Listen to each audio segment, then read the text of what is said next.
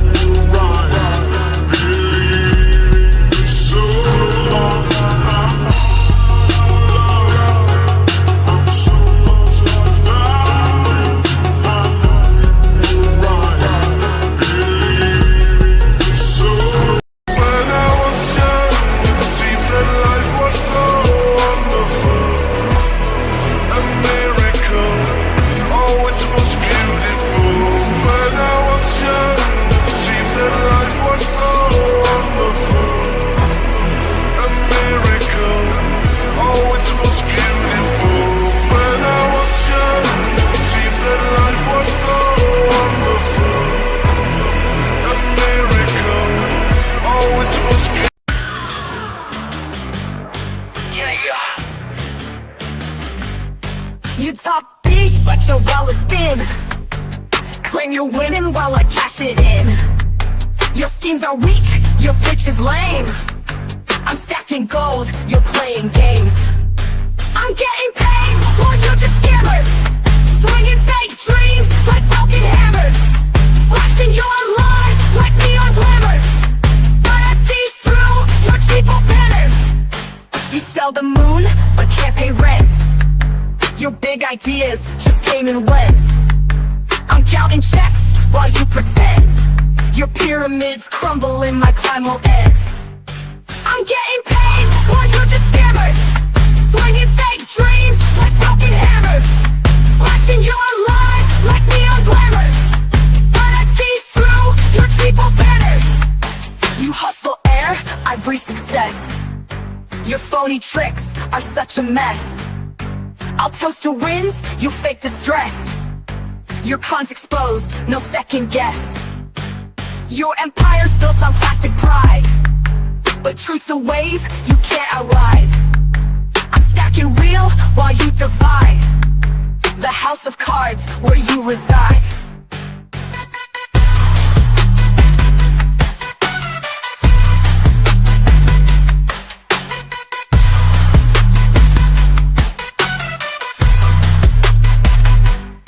You'll beg for mercy from coast to coast, saying where's that villain we hate the most. I'm masked up and on the attack. Verbal walk-bys filled with facts. Yeah, I'm getting paid while you're just scammers. Swinging fake dreams like broken hammers. Maybe you intimidate your friends and kin, but when I play to win. And here we are, right at the end, with your game of cheap pretend. Nothing about your world is real. A plastic person that suits to feel. It must be lonely to sit on a throne made of silence, built not with trust but with lawsuits and threats. Fall like nails to board, shut the mouths that know you best.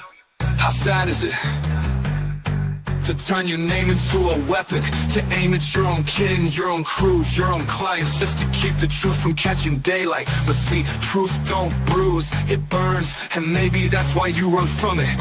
Why you hide behind courts, behind contracts and clauses, as if a signature can undo a sin. Because truth is kryptonite, and you You ain't made of much steel to begin with. Yeah, I'm getting paid while you just scammers, swinging fake dreams like broken hammers, getting messed up for what I love the most, wrecking lawyers on these streams I host. It's your time. Oh man, oh man, oh man. Welcome to Something Just Popped Off, and this is crazy. So apparently, Lynette Preston and John Cook decided to conduct an interview just a few minutes ago. That's right, it was posted on YouTube, where they talk a lot about Hales. A lot about Hales. They also had the third party that was warned, Michael Volpe. You know, the guy who was told not to make contact with Hales? Yeah, he not only made contact, but he's shilling that interview, and he he goes further and makes it a very derogatory title. They're trying to say that essentially child services came out to their property for a 35th time. Now, again, we'll talk about all of this tomorrow because I'm going to break it down, go through it, set up transcript on it and everything else. But it blows my mind. This is an undeniable violation of a protective. I mean, there's no way you can spin this. It has time on it, everything a court would want. I mean, everything from first party violations, third party violation. Oh my God, I cannot believe they did that. Yeah, Vicky, it was not a good idea. That is definitely the understatement of the century. I saw that. I was like, you have got to be kidding me. Oh my God. What's funny though is, you know what they don't ask them? They don't ask them about their money that's missing. So it's strategically loaded up, so it goes after specific people, namely the folks that oh my God, this blows my mind. They have a protective order against, but the person that has been disparaging them repeatedly. Oh, don't bring any of that up.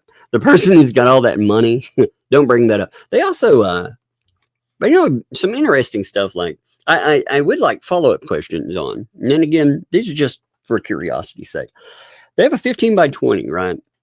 They were talking about everything they have, they live in, like a king-size bed and other stuff. And it's like, how does that fit? All of that can't be in that shed, can it? Because, you know, maybe it's just me. But some of the stuff they were known, I was like, that all can't be in there, you know? You know, okay, we have a refrigerator, microwave, toaster oven, ice maker, king-size bed, her table, chairs. Really? All that fits in that shed? Are you sure? Because it's a lot to fit in a shed. I mean, I'm not saying it doesn't. I'm just saying, wow. You know, because they went from claiming, here's the thing then, why do you need money to move into an RV? I'm curious. If everything and its mother fits in this 15 by 20 shed and you have everything ever, then why are you trying to take out unsecured loans? So, oh my God. But yes, they not only posted that, but here, let me show you this. This will blow your freaking mind. And I'm pulling the transcript stuff now and everything to make sure. I downloaded it, of course, but I made sure that I got my transcript on, you know, because I'm also I'm going through. Luckily, they were dumb enough to the way they did it. See, when you clip these, typically for a live stream, let me show you something. Typically for a live stream, when you transcript out, they called it Jeremy Hale's sadistic torture campaign. By the way, wow, you talk about defamation in it. I mean, holy crap. He mailed this to Jeremy Hales. How do I know? Because he mailed it to me too. And Hales is on. Oh my God, it's craziness. But since it's short, you can break the transcript down to speakers, which is very nice too. So, you know, when it's short, if you have some place that'll do it, you can actually break the speakers down, you know, and it'll pick up some people and it'll name them sometimes it'll name them off the different speaker, and you have to go in and figure out like the voice. Some of their voices are so terrible it thinks they're two people. But it's amazing. It's absolutely amazing. You break it all down. Oh, it's gonna be fun. But yeah, they've been desperate to get their little show on the road. Well, this is a heck of a way to do it, I suppose. All you had to do is bust those people. I'm telling you, Lynette, this is the dumbest thing you guys have done in a long time. It is, and it's quite amazing. It is quite amazing. I was stunned by it. I was like, you did what now? I'll show you. They mailed it, though. They absolutely mailed it to Hales. I mean, they have given Hales an undeniable win like this. Like you couldn't ask for more. It's the craziest thing I've ever seen. I mean, again, I've seen some dumb stuff. Let me show you here. All right, so you can check this out. And when it's mailed, here, check this. So I posted this on Facebook. So I noted, Lynette Preston, John Cook, they handed Hales an undeniable win. I mean, they majorly violated a protective order. They did an interview. This just happened, by the way, just happened. Otherwise, it would be our topic for today, but it just happened. But they got a third party to violate. They contacted. Here's the email. And you can see, weirdly, look, they sent it out. He not only violates, he sends it to, you can see there's Jeremy. He sends it to Jeremy's lawyer, which is stupid as hell. I'm like, okay, when you violate a court order, maybe don't send it to the guy's lawyer too. The guy that probably knows how to utilize the court system. Maybe don't send over evidence. I love the fact that they paused, that God, let the bankruptcy continue, please. Because the more these people do, they are the dumbest human beings on the planet. Instead of going in and straightening things out, they decide to do an interview where they disparage someone repeatedly and call it a sadistic campaign against them. And you can see it right here. I mean, they mailed live link to it to Jeremy.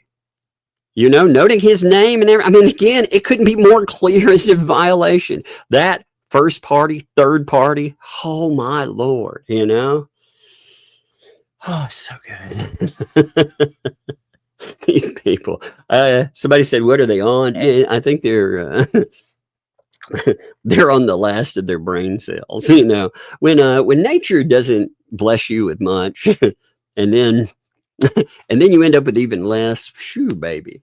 See, today I'm sitting down, I'm thinking, we need to talk a little bit about that, about the stuff that happened with Larry. I'm sorry, I still got the last because I blew my mind. I was like, did they just do an interview? Yeah, and they're on screen. You can see their faces. They're speaking. It's them. They didn't take any effort to hide who it was, what they're talking. I mean, it's crazy.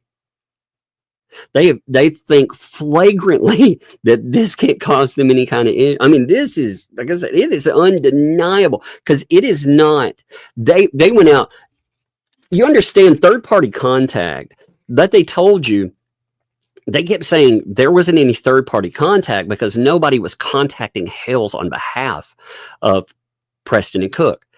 Well, they just did. They sent an interview with Preston and Cook to Hales and to his lawyer. So there's no way to dispute that's third party there's no way to dispute it whatsoever. They've gotten so accustomed to harassing Hales that they think they can do stuff like that. And it blows my freaking mind. They seem to have a little hang up on Rosalind Duke too. That's interesting.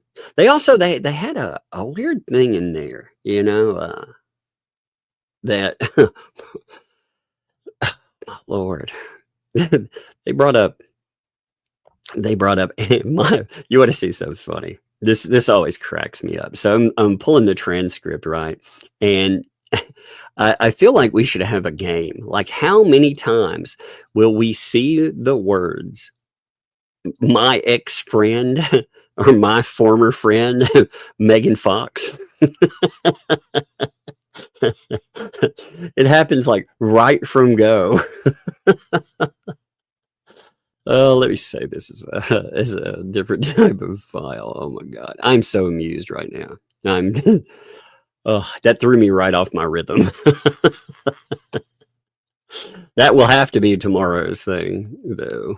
I'll talk a bit about it today, but it will be heavily. I guess we're going to have a stream tomorrow. I was not planning it, but I guess that's what we're doing.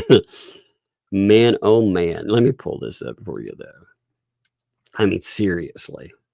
I was planning on covering today, take a little day off tomorrow, just relaxing, maxing out a little bit. Nope. Gotta have this. So check this out here. It's funny. When I was reading through here, I was like, I wonder what kind of stuff would be covered in this and what kind of talking points. And as you start rolling through, I mean, you can see like, look, the people with the people with protective orders, you can see them coming up repeatedly,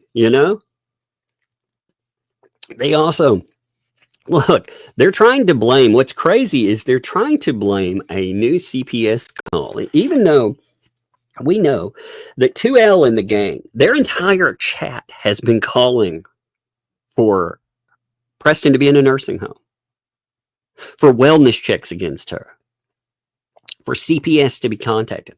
There's screenshots of it. I mean, it is unfreaking deniable. That's what's been going on recently. And it makes me wonder how many things, if any of those are true, again, I don't know. I don't know about number or anything else, but if they are indeed true, then how many of them have potentially been done by those folks? They could have been doing that the whole time. If they don't turn over names, how would you know? But I mean, they discuss it in their chats. So like I said, that blows my freaking mind that they would have, with all of this going on, they're trying to have a comeback and deflection mode. And the way that they're trying to deflect is the dumbest thing ever. It is. And they don't ask anything that I noticed about money. They don't ask any of those questions they should be asking, what happened to all that dough? What are you going to do about that? Of course they can't, though, because if they start asking those kinds of questions, well, that might go against the talking points, right? Oh, I love it. I absolutely love it. I think it's crazy because, let's see. I'm looking for here, for example, look, they're talking about, here's one of their streams. It was the 13th, I believe, that this came up, but I would have to check this against the screenshots, but you can see them discussing it. This is you can see this podcast at the top right here. Well, she puts out there that she's being and AHG is obviously there when it happens. So how does CPS not do anything? Why don't they do something?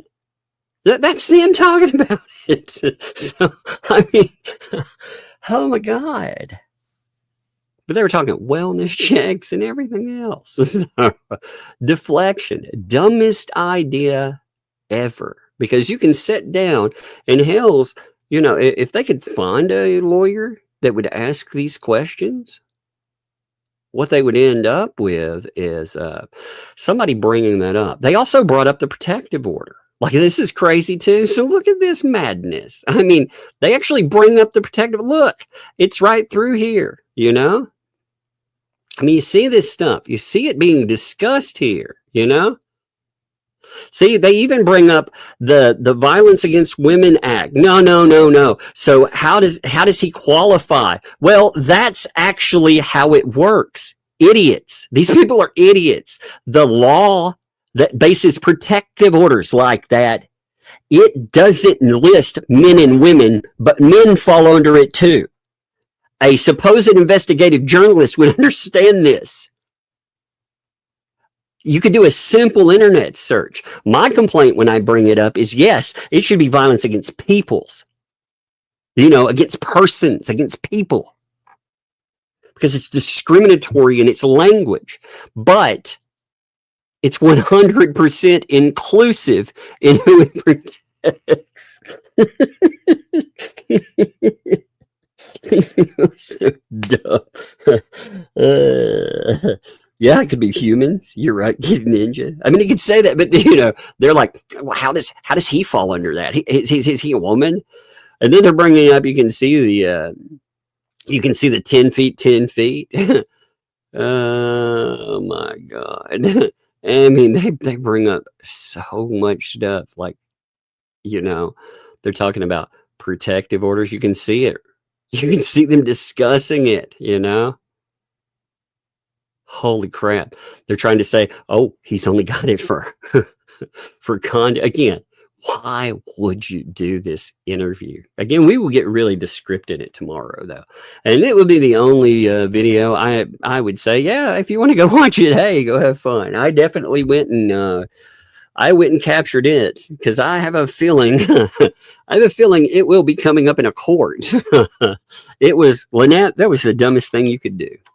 You say that you won't talk to people about money, that you're afraid people will utilize the case against you. You just did it against yourself, lady. Oh my God. Let me make sure I save this real quick. Apologies. I'm saving it to a file here. Let's see. Lynette Preston interview. John Cook. Volpe PO. I'm making sure I save it somewhere where it can't be lost. So just in case it decides to disappear, I save it and its transcript. I am very amused right now. If you're not noticing, we will go over the other stuff in just a second. The grift that keeps on giving. I swear these people are amazing. They are so amazing.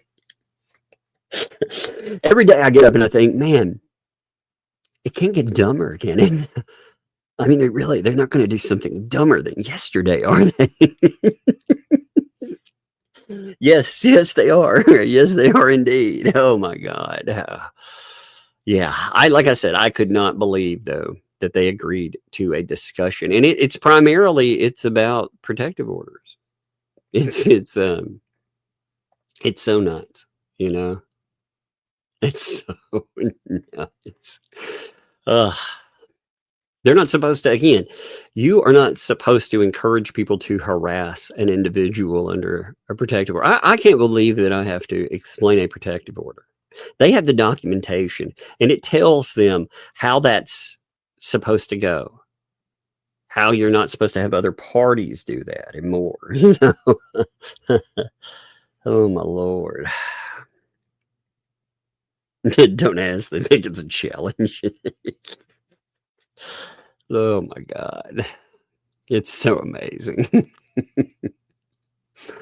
Oh, all right. I hope everybody's weekend, by the way, is going very good. Yeah, actually when you violate a protective order to a certain degree, you did get to the point where the fines go away and you can face jail time. You can face jail time anytime, but after a while they're like, yeah, you're not going to do it anymore. You're going to violate. And it's not just, you got to remember, it's not just disrespect to Hales, because you can get away with disrespect. You've seen that, right? You get away with disrespect to an individual. What they don't like is disrespecting the court.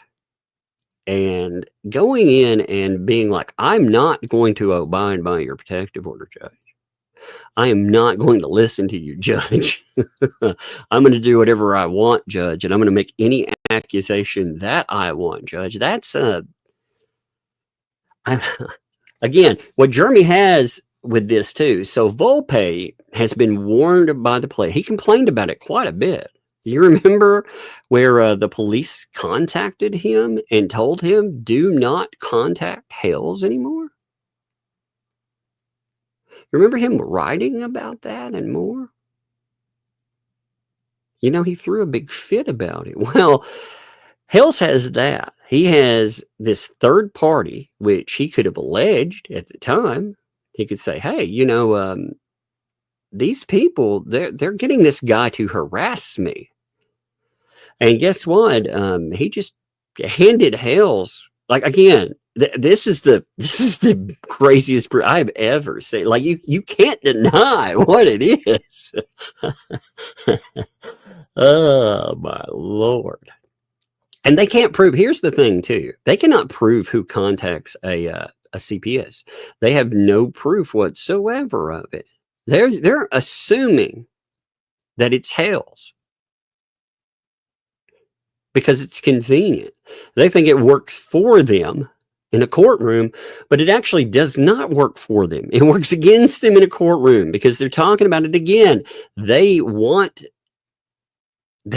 to be able to go out and violate. However, they say, oh, we're out here, we're just minding our own business, and this stuff is really? That doesn't sound like you minding your own business.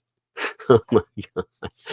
Oh, you would think, what it tells me too? Like John Cook, again, these people are responsible for their own antics, right? I mean, they are. They're responsible for their own antics, but these people are not looking out for their best interests.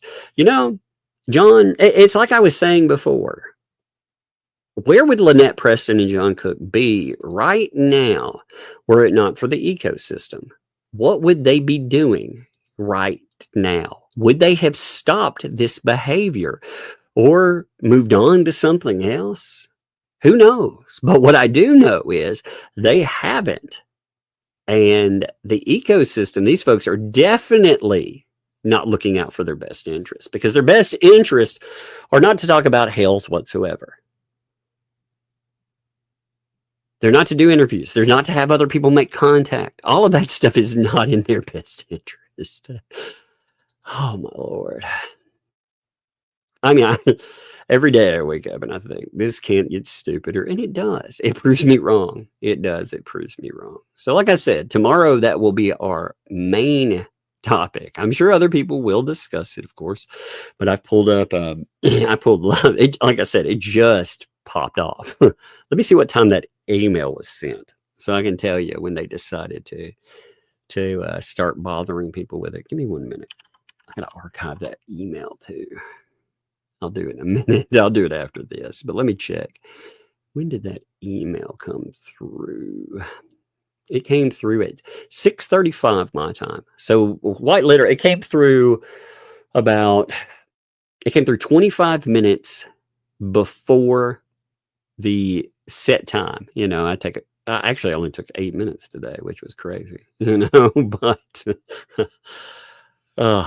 they kicked it off right before then. I'll make sure they archive that email too, so it's presentable. I swear these people are a gift that keeps giving. So let's talk about now. One of the things I want to talk about tonight, though, is I really want to talk about something that has to do with the lawsuit against, let me pull this up. Give me 1 second. Against Foreman. Now, Larry Foreman, if for some reason you haven't heard about this, Bruce has decided to sue Larry Foreman. Now, in this, it is a just bucket of things you could go in and take apart on any merit. I mean, it's wild to look at. Let me pull it up in front of you here. This is the verified complaint. It goes in, and it's really interesting to go through the whole thing. Like, I mean, there's statements again. If you haven't seen us talk about it, there are statements talking about how Larry, he wrongly believed that Bruce, he instigated unrelated litigation. Another case that would be the thumbnail case.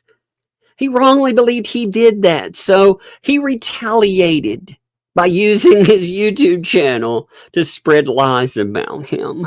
Now, it's going to be interesting to see that, because Bruce already talked about how Larry refused to have him on a live stream. Now, that is captured in videos that were put up with 2L that were actually archived. Funny enough, because they have been taken down. All of that early stuff has been taken down, but that doesn't mean that it's gone the way of the dodo bird. You know, it is not extinct. They thought they ghosted it, and they didn't. And they talk about all of this. So this narrative through here is ridiculous. What's really ridiculous, though, to me, and when you go through the different points, he says in here that Bruce, when he gets in trouble, remember they're going to have a hearing. Bruce decides he's not going to show up. And Larry Foreman mentions that he was or would be arrested by a federal court judge. Now, when you look at that, you may be thinking, well, that seems terrible, right? That is awful. Like, where would he just come up with something like that? Well, interestingly enough, he came up with it from Bruce's own filings. Now, that would make things totally different in a court of law if you could find that. Well, lo and behold here, there's this wonderful 23-page document. One of my favorites, by the way, out of Bruce's Fed 1 Greatest Hits. It ranks up there. You know, there are the wonderful ones like Gainesville to Gainesville, and then Gainesville to Gainesville to Gainesville. Those were pretty amazing. But this stretch of things that happened, this was amazing. Because what we had here, if you've forgotten about this tells you how crazy this case has been, by the way. You realize that as far as this is concerned, this may seem like it happened a million years ago. I mean, if you think about it, it does. It feels like it happened a million freaking years ago, right? This happened in April. So, I mean, you are talking months ago, but it feels like it happened a million years ago, like I said. Not a few months. That's wild, isn't it? This popped off in April. That hearing that they had, that wasn't a few years ago. When he left the case, he got fired off of it, according to the documentation. That didn't happen that long ago. And what's really interesting about this is where, look, it comes up in the title. It's right there. Motion to vacate consent to magistrate. Now, what this means, if you don't understand, is Bruce wanted to remove the judge on Fed 1. He wanted Belitho gone. Now, why would he want Belitho gone? Well, he said that all of this, it was based on extraordinary circumstance, including fear of arrest. So, we'll come right back to this in a second. But when you're talking about fear of arrest, again, the lawsuit itself said that he was or would be arrested by a federal court judge. Again, what would lead him to that idea? That it could be on the table, that could potentially happen, or worse. If somebody's willing to put you in jail too, I would actually go further and say that thinking that he could potentially face disbarment, wouldn't you think that would be on the table as well? If they're willing to put somebody in jail for it, and Bruce is like, oh my God, we got to get this judge out of here. And then he says, I'm not going to show up. I'm not showing up for this hearing. Why? Because, well, potentially something like that could happen to me. And then in that stream of thoughts, you have them, quote unquote, boot him off the case. Doesn't that seem very extreme? Doesn't it seem like, when you're looking at it, that even BBB thinks that something extreme will happen? In fact, he says that the judge promised him that. It's wild. He says here, he said the undersigned had originally intended to file a preliminary notice of intent to file a motion under blah, blah, blah, and seek a stay. But one of the prior orders, footnotes, threatened sanctions should counsel file anything prior to April 30th, deemed an emergency by the magistrate. So he put this together, violating the motion anyway. That's what the footnote is. I love this document. It's so good.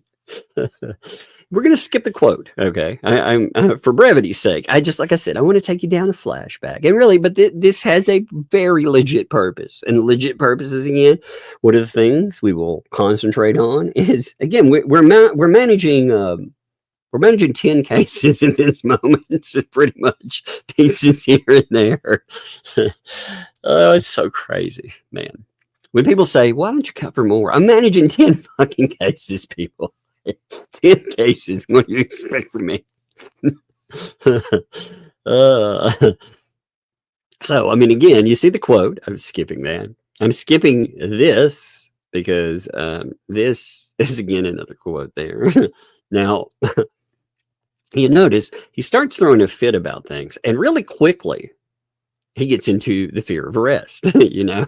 He says through this, the magistrate has ignored the plaintiff's above quoted admission of abusing litigation to inflict financial burden, although it was read aloud in front of him.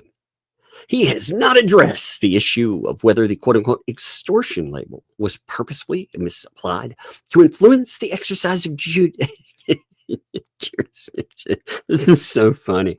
The whining about it, nor the plaintiff's apparent perjury in an affidavit about, quote, online postings calling me a certain type of predator that the magistrate also relied on.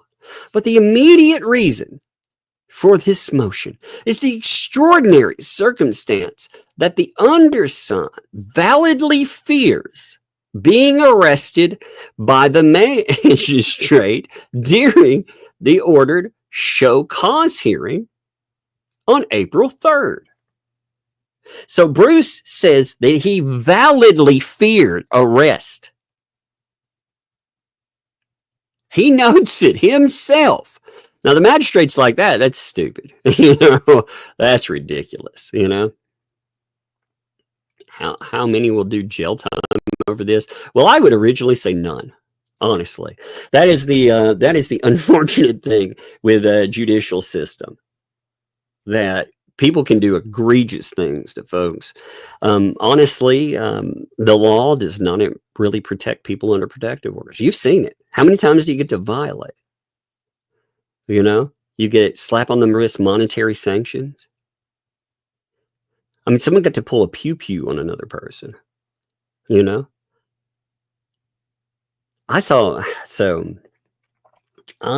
didn't say it, rather. I heard about a case. I heard this from a lawyer where there was a protective order in place because a parent pulled a pew-pew on their child. Okay. Despite that, they were still given visitation time with their child. And during that, they are only allowed specific time for visitation. Very structured, right? Well, the parent violated it. They violated a protective order. Even in that case, after doing that to a child, they did not face jail time. That tells you that if the most vulnerable populations are not protected, then other people, they're not protected. Now, that's one violation, though, okay? These people, they seem intent to take it to a level that potentially they could put themselves in jail. So at first, like I said, I would think no one would end up in jail because of anything that went on.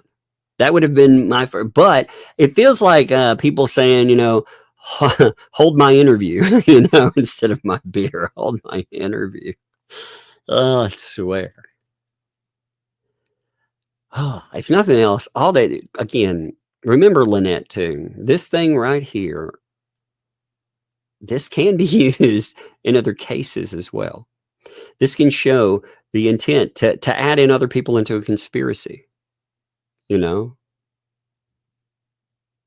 mean, again, they want to talk about Hales having conspiracy. Everything that's gone on. You have more to bolster and the interview today, other lawsuits, potentially anything could be on the table. So it'll be interesting to see what comes in, how it's used, and more. But back to what we're talking about. It is a good question there. Now, this coupled with the fears of the plaintiff's followers showing up in Pensacola to see Deuce Foreskin, the anti-Semitic nickname ascribed to the undersigned by the plaintiff on YouTube, be arrested. See, look, he says, not only is he afraid to be arrested, but he's afraid that people will show up to see him be arrested. So he's told that's twice that he's brought up arrest and people showing up with the intent to watch him go to jail. as the plaintiffs have been promoting ever since the magistrate orders was issued.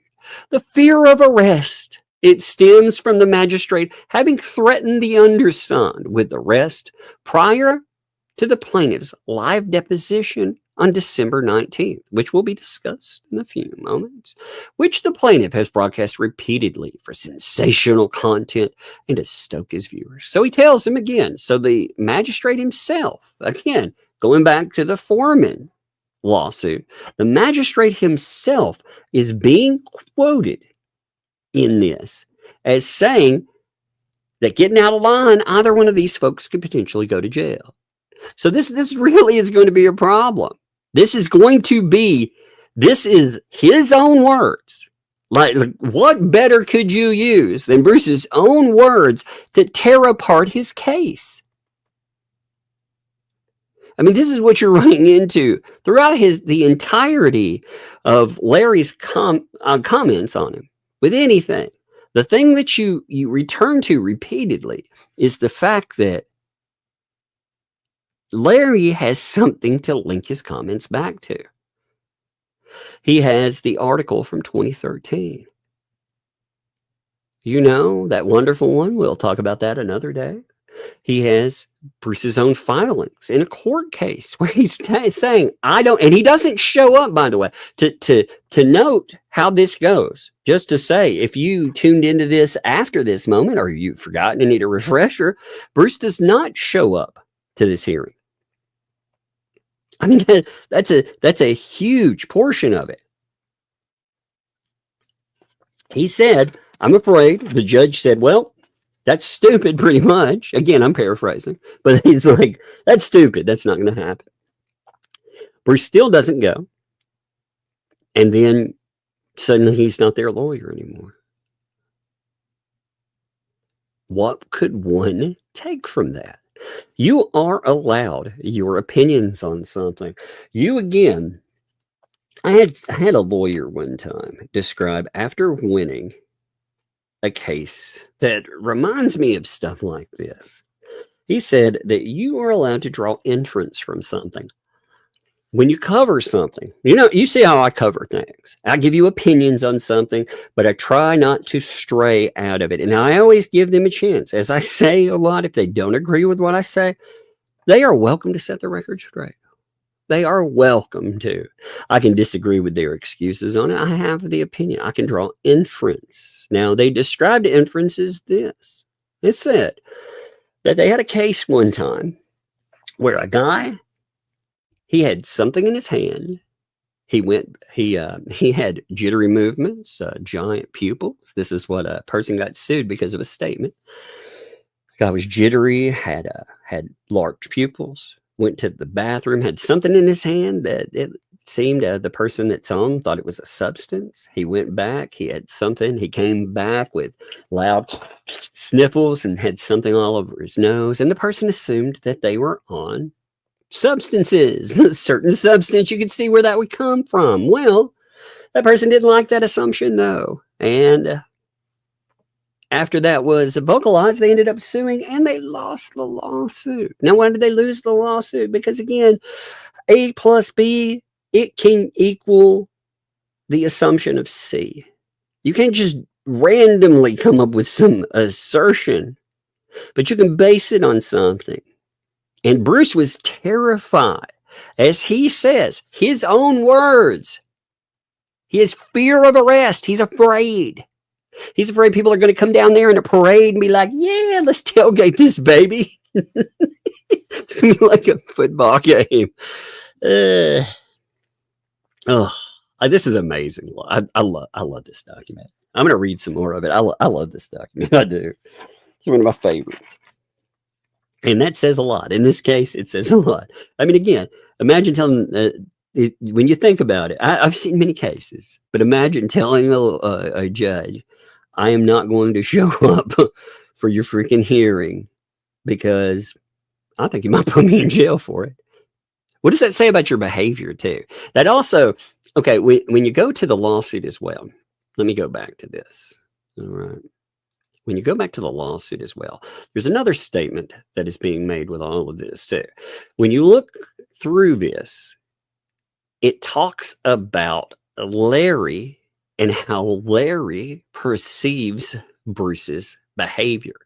In fact, in the complaint, it notes, this is part of the complaint here. Now, again, we need to look at some of these statements in the setting, because some of this stuff, again, we will review a video at another day. And when we review the video, what I want to show you is there's a statement they attribute or ascribe, I can't say it, ascribe to Larry, that when you look at it, it actually looks like it's Bruce's statement. It doesn't look like Larry calling anyone someone. They're like, oh my God, he called me a scumbag. And yet it actually looks like Bruce is calling someone else a scumbag, and it's being quoted. So we'll look at that to make sure. But if you look at the opinion and you look at what we're reading here, you could see how someone might draw this inference. We do not want to give Manskin any recognition or credibility because he deserves none of those things. He, quote, is an absolute disgrace to the profession of law. In my humble opinion, he should not have any business whatsoever. I'm not going to go as far as to strip the man of his bar license, but maybe he should be disbarred. But I will say this, he should definitely not have any clients because he does not deserve them. So, I mean, first of all, that's protected speech. But how would he arrive at this? Well, that's why we go over documents like we're looking at right now. How would he arrive there? Well, let's see what's happening in this time period that they're talking about. So for April the 3rd, there's a show cause hearing. It was ordered in response to, as Bruce said, well, it was misleading and inflammatory motion. A motion he doesn't go in and defend himself against, though. Now, the magistrate went against it. He orders an expedited hearing. Yep. Without any response filed. Oh, man. And you responded enough there.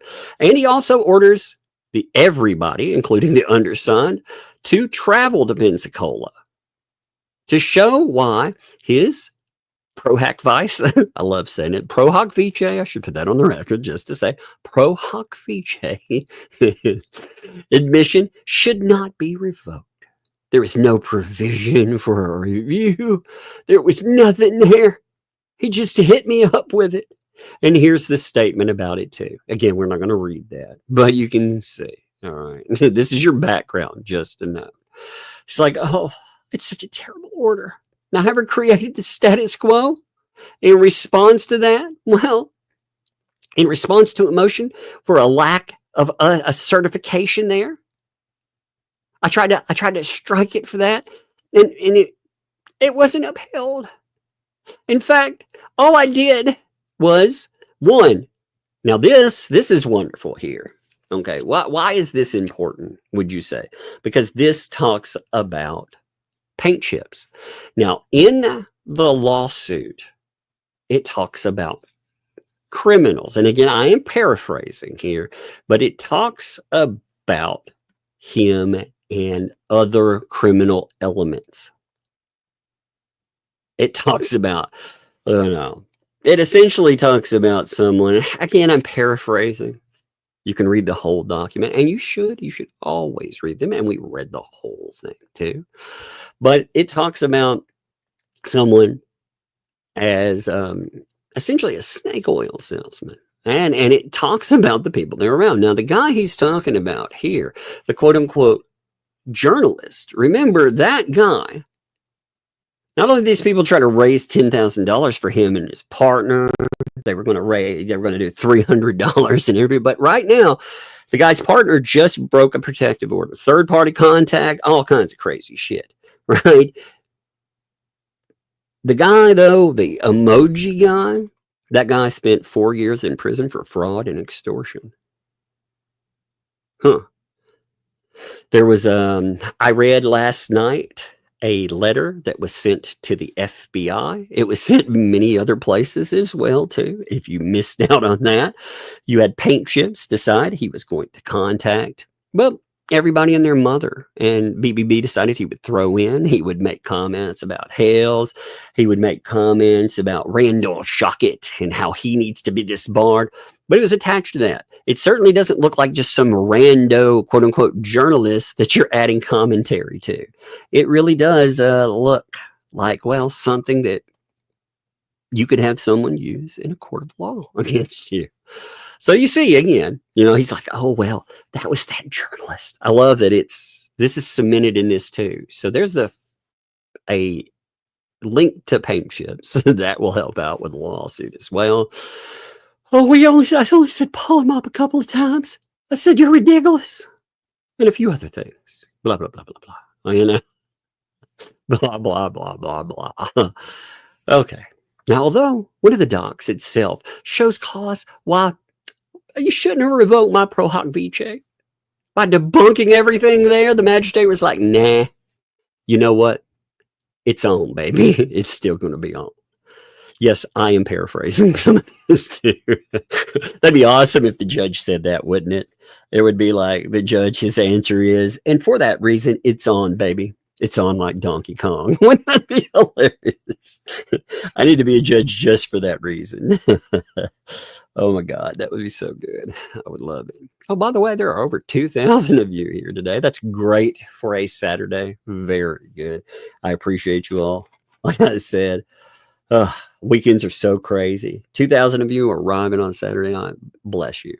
Bless you. If you tell other people we are live today, we will be live tomorrow too. Like I said, I'm going to set up for that wonderful video that came up today. We will definitely be talking about that. We'll pull the transcripts. We'll break it down. It'll be a fun time. It'll be a very fun time indeed. Oh man. Whew. We'll pull the I think we'll pull the Volpe warning about not contacting Hales. we'll pull all that fun stuff. But that'll be a good one. It'll be early though. It'll be 3 hours earlier than normal, just to know. But thank you for being here. If you'd like to, hit that like button. And of course, if you'd like to go further and you'd like to help out the channel, EO breadsticks are always welcome. And you wonderful people, you are very appreciated. I can't say that enough. I love it. I love it doing this stuff. So thank you all. So anyway, continuing. Having until then chosen not to multiply those proceedings by filing defendant's motions for sanctions, although having a grounds multitude, he decides it's imperative that he actually multiply the proceedings. Isn't that weird? Wait. Is that admission to polyflop? Holy shit. This is him admitting polyflop, by the way. I totally forgot about this. Listen to this. This is kind of funny. They love to talk about polymop, right? Isn't this what that is? Because he's like, up until this point, I had chosen not to multiply the proceedings, not filing all the motions for sanctions, which he files, and the court's like, what now, dude? What is going on? But he's like, oh man, well, but with only the plaintiff's motion before the magistrate and it having provoked orders threatening to revoke the undersigned's pro hoc vice admission. By the way, Bruce, I don't think you would have lost pro hoc vice, but I do wonder if you thought you would lose the case, because the case, there would have been, if there's no at the end payoff, then what's the point in it? This right here, like I said, this case right here feels like a really dumb move. This case right here, the countersuit on it's going to be impressive, because all the things that you say are terrible and awful and monstrous, you've done many of these things to Larry Foreman and to other people. So, I mean, if they're supposed to be liable, see, this is one of those catch-22s, by the way. Remember when we talked about the thumbnail case, and we said if the thumbnail case, which was Lynette Preston saying, you can't use my likeness, you can't use my name, if that actually happened, then you would have a real problem for the ecosystem and all these other folks, right? Because they've used Jeremy Hill's likeness so much. Every one of them, they would have been in a hell of a lot of trouble. You know, they would have opened themselves up for massive litigation under that same thing. Well, Bruce, unfortunately, he doesn't feel like he thinks these things through. You know, like it's a reaction with emotion. But the things that he's complaining about here, the best case scenario for him, usually what you do is you weigh best. This is what I do with stuff. I weigh best case, worst case. Like getting involved. I've never gotten involved in litigation before. I decided to get involved with Puerto Rico's that case because of what she did. You know, her trying to sue, her doing this stuff to many other people. I decided I'd get involved with that. But when looking at it, I look at best case versus worst case scenario. What could happen in that? Now, for BBB, I don't feel like he looks at worst case. Like, what happens if it goes really wrong for you, Bruce? What happens if, and really wrong isn't with getting dismissed, by the way. If Larry wins on merits, you know, you're costing him money. He's racking up expenses. He's also going to say that this is a frivolous, malicious lawsuit. And that's not going to be fun. Again, best case scenario, does it outweigh worst case scenario? Because I don't think with their best case scenario, you know, they want money. How much money? I don't know. But they want a lot of money, I'm sure. But yeah, you know, I do too. I would like to be invited to, you know, a billionaire's compound where he's like, you know what? I always wanted me a son. I watched your show and I love you. But that ain't happening, okay? Oh my God. Anyway, let's continue. So Bruce, he's never violated the polymop, but you know what? After all of this, he actually multiplied proceedings. All that stuff was knocked out, by the way. However, the magistrate did respond when the undersigned filed a motion to dismiss and motion for sanctions based on nearly 40 emails. I've been insulted. I've been threatened. I've been falsely accused. My life, my energy. Oh my God. Oh my God, indeed. Oh, we're getting, by the way, to more jail stuff. That's why we're continuing with this, okay? Almost immediately after I filed this, after the motion was filed by the magistrate, he issued a rage field order. 118 is amazing, by the way. He's like, I should have sanctioned you before, people. He was talking to both of them, too. This is the other thing. So he says that the with the judge has not ever admonished you? Because you admit in this filing, see, this is another part of the Larry Foreman case. He's saying that the judge never admonished him, right? He's never done anything to him. Okay, well, 118 is pretty rough, man. I mean, it is. Woo! Let's look at that actually. Let's pull that up. It is spicy. Now, again, it's aimed not just at BBB, but it is aimed at BBB. Okay, it is, like I said, it is saucy filing, and it's one. It's like all these things they didn't think that Larry maybe had these. I'm not sure, but we've kept meticulous files on this. So with the judge order on that, let's see. The judge said that all of that stuff that he just mentioned, he struck it. The judge was like, I'm tired of both attorneys clogging the docket with unnecessary, duplicative, meritless filing. Meritless. He was like, this should be simple. One plaintiff, two defendants, and yet it's got 117 entries at the time. It's got a lot more now.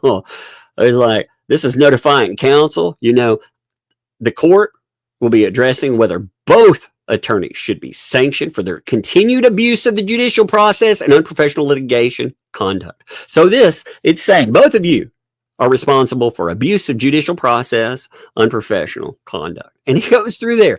It's like the unprofessionalism of both lawyers in this case surpasses anything that the undersigned has ever seen before.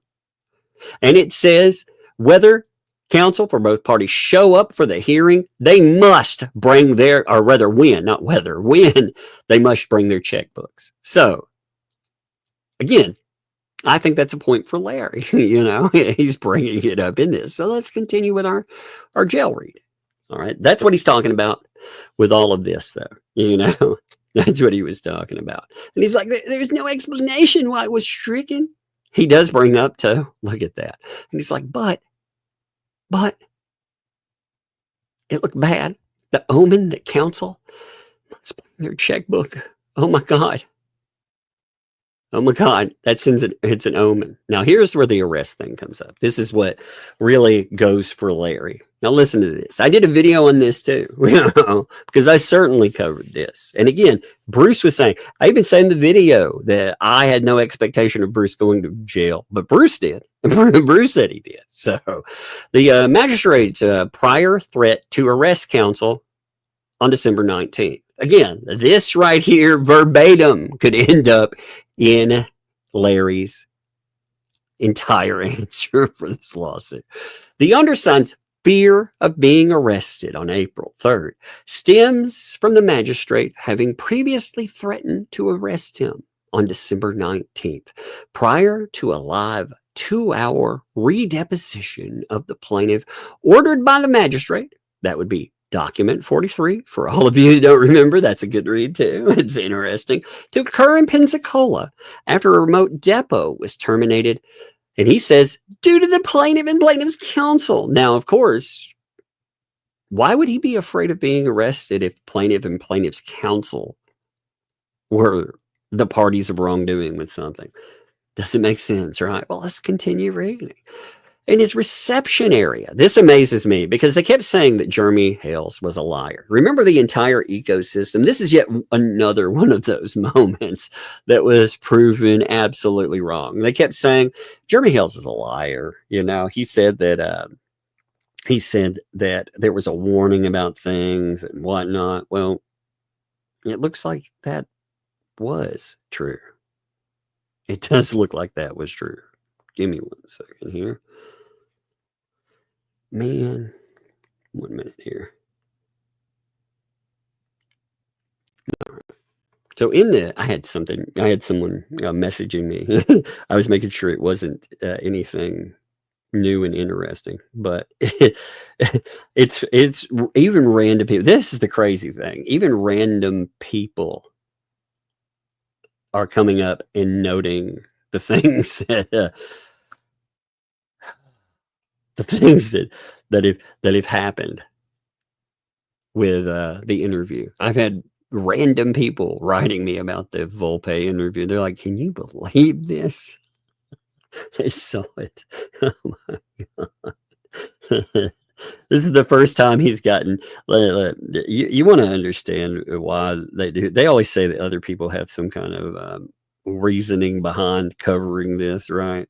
Well, anytime they just cover anything else, they get sometimes less than 100 clicks, but about 1 to 2. If they're lucky, 3. If they can get something like that, maybe they can get a few thousand hits. maybe they can get a little money off of it too. That's so funny. Oh my God. I'm going to enjoy that tomorrow so much. But in the reception area, back to this, on December 19th, the magistrate said to the undersigned, the plaintiff's counsel, and the plaintiff, I'm warning you, I have the power of contempt, and I will not hesitate to use it by calling in the marshal and having you arrested, placed in handcuffs, and brought to jail if you do not behave. So here, Bruce is again stating that he was told by a magistrate that he could be put in handcuffs and led away. Isn't that awesome there? He actually repeated that. He repeated the threat, as Bruce says, the threat casually several times before the depot commenced. So when you look through the statements on this, how is that going to work out? That's amazing. The threat was outrageous and unwarranted and based purportedly on the magistrate's unjustifiable belief that the undersigned's conduct in his own remote depot of the plaintiff on December 2nd equated to that of the plaintiff and his counsel that led the undersigned's termination of that depot. He drew this false equivalency, even though the plaintiff's counsel hadn't sought an order or even asserted in the filing that the undersigned had acted inappropriately. Actually, he did assert that you acted inappropriately, by the way. He noted it in the hearing in the depot, but I digress. When I read this, I'm like, are you kidding me? Some of this stuff. But he goes on and he's like, this false equivalency, I've never dealt with anything like this. He notes it too. The undersigned, in 27 years as a litigation lawyer in the state and federal courts, was never before accused in writing by a judge of acting inappropriately or unprofessionally in a deposition or proceeding. The undersigned did not do so in this deposition, notwithstanding the magistrate's false equivalency. Indeed, expecting in advance the plaintiff's aim would be to provoke him, the undersigned prepared to and did remain patient for the entire 5 hours of abuse from the plaintiff. The undersigned requested the magistrate to order production of the audio backup of the depot to demonstrate the plaintiff's unhinged demeanor, which would be relevant to a motion for discovery sanctions, including sanctions against counsel for allowing it to go on unabated and refusing multiple requests to control his client. Although the magistrate ordered the transcript filed, he denied the request for audio. So you can see BBB is even like, this is really bad. Now, again, what I just read to you there, right? What I'm reading there, would this give you the idea that this guy could potentially face jail time and worse? If you were reading through there, if you're an officer of the court, I'm not an officer of the court, so I cannot say for certain what an officer of the court would think. But as an officer of the court, I would think I would look at this and it would make me mad as an officer of the court, because it reflects on your whole occupation, right? Your whole profession. And through that, when he's talking about it, when he says, again, I'm going to quote Larry Foreman here. This is the quote in there. I have not looked at it in context with you guys, so we will all look at it all in context too. But take what we just read and put that quote again in there. Actually, let's put it on the screen again. Now, if you've read that and you've seen the behavior, you've seen what's noted there, could you say that somebody might say that you're awful, you're terrible? They don't have any they don't have any respect for you. Oh my God, this is my favorite thing. I've got to read this part again. I realize this is not part of exactly what I'm reading here, but this is important. We read it the other day, but I need this. Oh. He stated in the April interview, "You Matskin, you disgust me, sir." And he's taken to calling Bruce Matskin Deuce. Deuce, according to the Urban Dictionary, means the result of a complete bowel movement. Now, after he called him excrement, he then said other things about him too. I love it. Let me pull up that quote we were talking about earlier. God, I love that. That's my favorite. What's beautiful is anybody that reads over that, they can go back to that and be like, that's interesting. Is that what that meant now? Thanks for telling me. And they can just quote the quote. But here, again, taking what we read, listen to this. We don't want to get, he's like, I want to give him any recognition or credibility because he deserves none of those things. Yeah. He says he's an absolute disgrace to the profession of law and that he should not have any business whatsoever. Now, he does say, hey, I'm not saying strip him of his bar license, but maybe he should. And I will say this. He should definitely not have any clients because he does not deserve them. Now, as an officer of the court, when you see all of this stuff and you read all of it, do you think that a lawyer might look at that stuff and say, maybe that's not serving the client's best interest? Maybe everything that has gone on there, that sideshow there, that sideshow is definitely not helping out his clients. It doesn't. It doesn't at all. It goes further too. He tries to actually, weirdly enough, when you're going over this, he actually, and I figure this might come up in the lawsuit as well if it goes forward. Which again, lawsuits are, who knows how they go. But he talks about how, although the undersigned terminated the depot, the magistrate's solution to everything that went on was to make BBB travel from Boston to Pensacola. By the way, here's a question, BBB. Didn't you collect, this is a question, didn't you collect money to go to the April hearing? Didn't you actually collect money for that, for travel expenses? I seem to remember that. Wasn't that done? And if so, what happened to that money? I'm very curious about that. I'm very curious indeed. Yeah, because I seem to remember that very well. Now, the magistrate, again, they try to blame this on Hales, which I think will probably come up in a case as well. It does in every other case. Why wouldn't it come up in this one too? But he notes with the magistrate's arrest threat. It was broadcast by the plaintiff for sensational profit-generating YouTube content beginning immediately after he exited the courthouse on December 19th. Now, again, what I really loved about that, number one, is we were told over and over again that what Jeremy said happened in December was a lie. Then we have them correct it on the record, which was beautiful. But we also, I mean, we're finding out that Bruce here, he's saying it's true, and he notes because of all of that, he legitimately fears for his safety in addition to being arrested.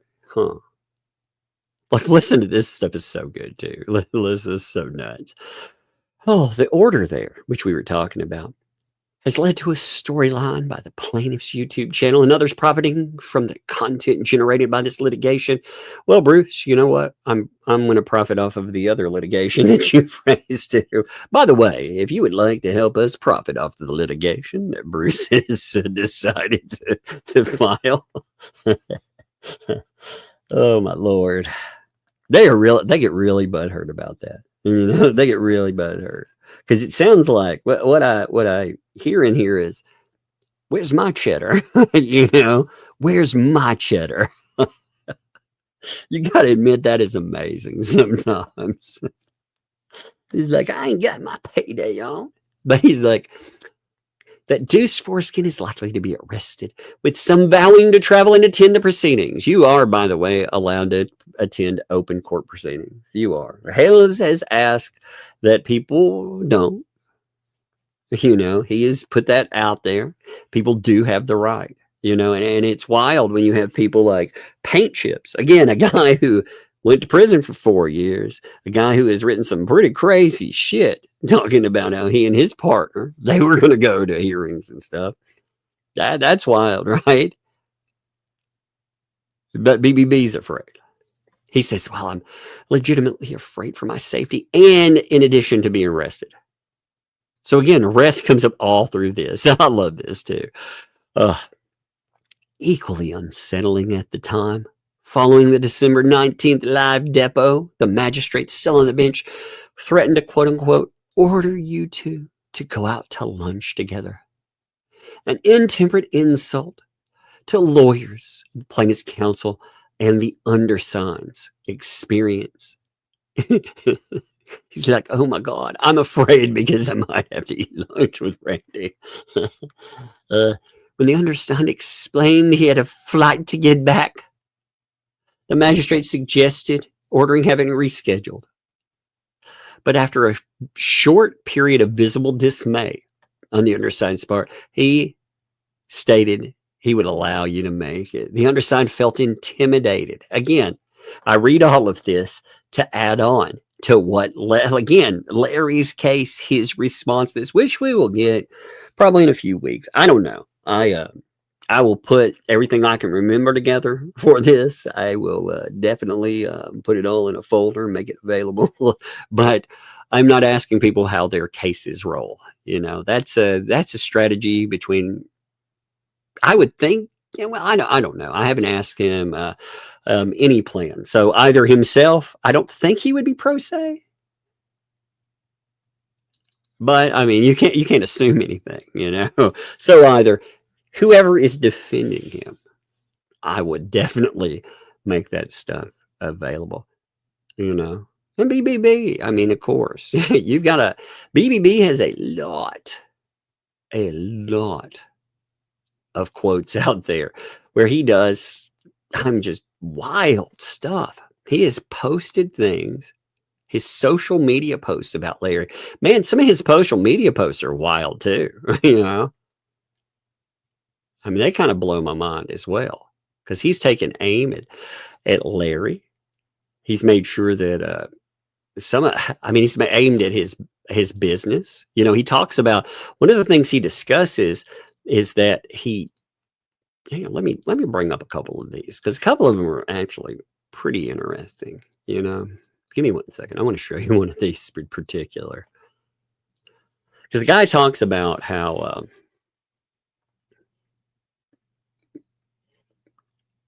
here he talks about people trying to harm his business, right? And yet Bruce, in his postings, he posts things like, oh, look, ripoff report on DUI guy Larry Foreman. Huh? What are you encouraging with that? What are you encouraging indeed? You know? And he turned off all comments where people would be like, what the hell, dude? What are you trying to do with this? You know? I mean, that's aimed specifically at him. Specifically. He aims at he aims at a DUI guy talking about Karen Reed, which even when he's covering another trial, he's like, oh, you should join this Q&A that's going on about it, because you'll learn more about that in 30 minutes with this serious experienced and knowledgeable lawyer than from Foreman's coverage on the case. Unless you love watching Pretty Boy making stupid I mean, read this shoot. Let me pull this over for you. This is crazy. Listen to this. He says, look, he's talking about Foreman right here. He's like, unless you just love watching Pretty Boy making stupid faces in place of serious commentary as he watches the trial, do yourself a favor and check out this other person. I wonder, by the way, if that other person knows this is how he was advertised, because you know, that's a way you cause problems. Yeah, I don't know, but that's a terrible way of advertising. That is actually. And again, Larry didn't bring it up. Larry didn't bring it up at all. It's so nutty. He does this with another one too. He says that here's another one on the 22nd. Check this out. Oh, this is much better Karen Reed analysis.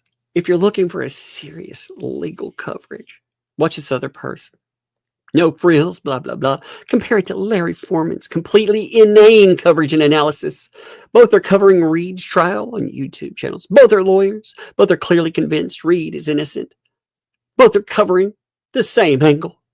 The difference is that one is a serious lawyer with knowledge and experience to offer cogent analysis, and the other is a poser with no experience relevant to the case, like the Reed trial, has had too short a legal career to have any meaningful credentials, and isn't interested in being a serious legal commentator, but only in being a YouTube celebrity. Again, that's the kind of stuff he says. Again, I would say that is free speech. I would say you can have an opinion about people. You can have whatever shitty opinion about a person that you want, but Bruce says you can't. Bruce says you can't. He also talked about, you know, as far as bar, like when he threw a fit about the bar and saying that bar issues and bar discipline, calling for that is a bad thing. Wouldn't it be weird if there was something where Bruce did the same thing, talking about who would like to see an analysis of why Larry Foreman, and that was that other lawyer lady. Again, I never got covering in any of that at all. Like I said, the adoption thing, the circus that has gone on with everything else has been so crazy that, like I said, my approach has been to look at the red flags that come from Preston's own mouth. That way, when they say things like they're going to sue me, well, that's cool. You know who would be my witness? They would be a really pissed off witness. I would definitely I would have a lawyer get Lynette Preston because their own statements. We would play body cam for them. We'd talk about how John Cook is a liar all the time. That's according to Lynette Preston, how he was accused of various terrible things. How that's somebody that lives in his own home, and he doesn't seem to have a problem with those statements. So again, I focus on that, but that doesn't mean other people can't focus on whatever. You know, they can have opinions about things. They can read through documentation and more. And Larry Foreman, it's so weird about him facing bar discipline for his role in what now? How does he have a role in all that anyway? Well, because that's what BBB wants. So he's talking about having someone facing the bar. Again, he's done this, not only, he did it to Larry, he's done that to, like we talked about yesterday, he did that to Hales. You know, like I brought up with that. Actually, I've got that still pulled. Let me pull it up here. He's done that with, you know, when I say Hales, I'm talking about he's done that to Hale's lawyer with Randy. So, but he's thrown Hales into it. Like I said, these are calls for it. You know, he's yet again saying that even though he doesn't know it for a fact, he doesn't see how Randy could have gotten a bar license without lying, and he demands an investigation. And I mean, he's done this repeatedly. So his own actions in his own litigation, his own things, when you read through it, there are so many issues, so many things that you can just pick away at. Like so much of it, again, let's pull it back up. Again, when you read through this, and I would encourage everyone to read through this and to look up the videos that are discussed there, you know, because when you look up the videos, what you find out, again, what's amazing about quotes, a quote to me anyway, when you quote somebody, you should be taking something that is right there together, right? Otherwise, you need to make it clear. And yeah, well, like I said, you should look at some of these and how this stuff is put together, because it is something else. Now they bring up too, they bring up the Armenia thing, and what's really interesting about the Armenia article from 2013, he also, when he brings this up, he says that Foreman digs up an old article written by Manskin relating to the stresses of practicing law. That's all that's about. You know the Armenia article? And he says that's what that is. You know, it's nothing big. But what Foreman did with it is unacceptable. That's bizarre, right? Like that article. Let me see. Give me a minute. That article's actually. Give me one second. We have a lot of this stuff just folded up and around. You know, Oh, it's so good though. That article is wild because it's check this out. What is that what is that article about, you might ask? You know, because there's this thing about him running to Armenia. That's what it says in the lawsuit. It says that Bruce is being accused of running to Armenia. Okay, well, let's see what the article actually says about that and why you might be able to rely on that. Here's a wonderful archive, by the way. See the archive link at the top of an opinion piece by Bruce from 2013 talking about a Connecticut lawyer's new life and new leaf in Armenia. Huh. Now in this, it gets kind of interesting. Why? Well, let's see it. It's not long. I moved in, there's 4 screenshots. I moved in August from East Haven to my wife's beautiful home country in Armenia. Nearly 48, I chose to leave the U.S. despite undiminished love and pride for it after years of frustration practicing law as a Connecticut civil litigator. Thanks to the internet and a few legal associates, from here I continue to maintain a semblance of the law practice that I've had for the last 10 years. Give me a minute. Last fall. Let me make sure I've got it in order here. This is pretty good stuff, man. You know, again, this is his article. This is his posting. It's been out there for a while. So last fall, I took on major litigation representing the founder of a restaurant against his partner who was seeking to freeze him out. I was going up against one of the largest law firms in the country with 20 offices nationwide and dozens of lawyers in Connecticut alone. I was hoping, against all I've come to know about our state civil court, and despite my recent experience in another major case against a Goliath law firm and attorneys as well connected as any in that state, that I have simply been incredibly unlucky to have judges who consider following their oath optional. Huh. You've had problems with judges? That's interesting. That's weird. I admit I'm overgeneralizing. I've had many truly excellent, honorable judges, including some I've lost to. But this new case bluntly confirmed what should not be true about a profession that claims, through its spokespeople, to ensure equal and fair treatment for its members and those who place their faith in it to secure justice. So, since opening a solo practice in 2003, after working for several firms, I have known colleagues, both teammates and opponents, who demonstrated the best of my profession. They know who they are, and it would be no favor to me to mention their names here. But I warn any idealistic law student or lawyer, so anybody that is thinking about this. How's Bug doing, by the way? I'll answer that in a minute. I appreciate it. She is better, by the way, but I'll answer that totally in a minute. They know who they are, again. But I warn any contemplating a solo civil legislation practice in Connecticut to reconsider. A retired state judge candidly told me that she or he actually counsels young people to avoid a career in law here. I'm surprised and unsurprised at the same time. I've taken cases against law firms, such as my opponent in the restaurant case, regardless of any facts or law, cannot lose to a ham. I'm not going to say it that way. If you say that too quickly, that's going to say bad. That's going to sound bad. You can see that I feel like I'm being set up here. Do you not feel like that? I am not reading that.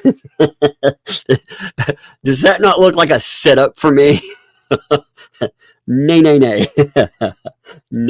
Read that real quickly, and you tell me in your mind. Do not type it. Just think about it. What would that get sound clipped with me sounding like I said? You know, but with judges indulging unethical tactics, employing blatant double standards, including ignoring facts, laws, rules, and inventing new legal standards and procedures. That's not sounding good. Let's see how this continues here.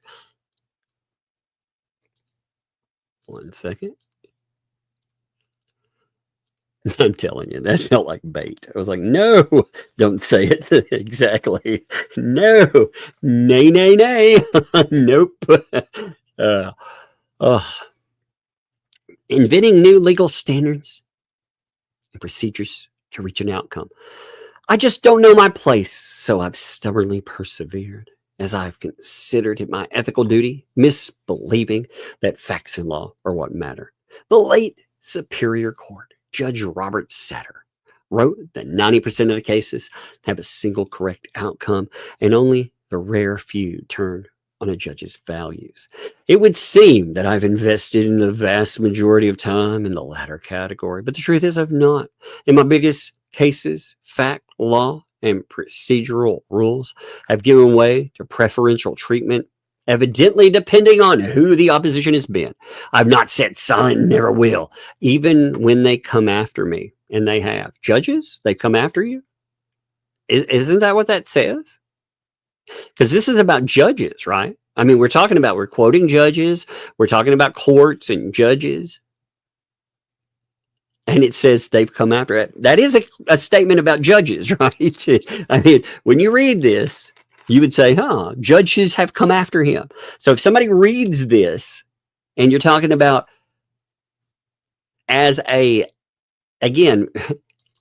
title to this whole thing, you got to remember the title first. As a title, a Connecticut lawyer's new life and leaf in Armenia. So with him mentioning Armenia and bringing that up, how could somebody come to that? Talk about Armenia. I mean, well, let's continue. I have felt terrible for whatever part the lawyer I am has motivated and justified some judges to abuse their power, quite literally depriving me of my livelihood while my clients suffer undeserved. Quite literally depriving me of my livelihood. So he's saying judges have deprived him of his livelihood. What's his livelihood? Well, it's a law practice, right? He's a lawyer. That's what he's talking about. I've always represented them with the utmost diligence and dedication to their cases. I only wish it was not as it is for their sake more than my own. For years, I've allowed professional despair to consume me, hurting my personal relationships, and myself. November 2011, while visiting Armenia, I made the monumental decision to move here, believing blindly at the time I might recover what I lost of myself in the profession to which I give my all, only to be treated like dirt by those whose solemn duty is not to. I cannot really know, a year and a half before the planned move, whether I would get on the plane. I never articulated a thought of changing my mind, but as departure drew near, the gravity of my decision became so heavy that I wondered if I could. I was distancing myself from not leaving a fraud of a profession, but I was moving far for love, family, valued colleagues, and dear friends. So again, Armenia, there's one more part here. You can see why Armenia might come up as a talking point, and somebody might say, you were fleeing to Armenia. That in itself, that could be how people take this. And with them saying, you are, again, doing that. Again, he's going to pull this up. He's going to talk about this.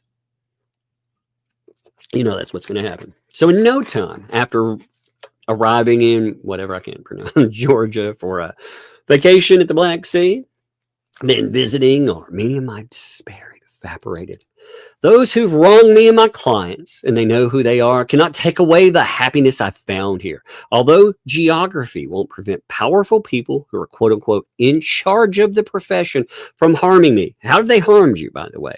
With monetary sanctions, phony disciplinary investigations, and unsigned editorials designed to tarnish my reputation, all of which have occurred in the past. So he tells you for sure, his own words, he's saying that he has been harmed by monetary sanctions in the past. So he has been sanctioned for his behavior in the past. That's what he's saying. He noted it. His words. He said there have been disciplinary investigations into him. His words. And there have been editorials that have talked about him too, which he blames on them. His words.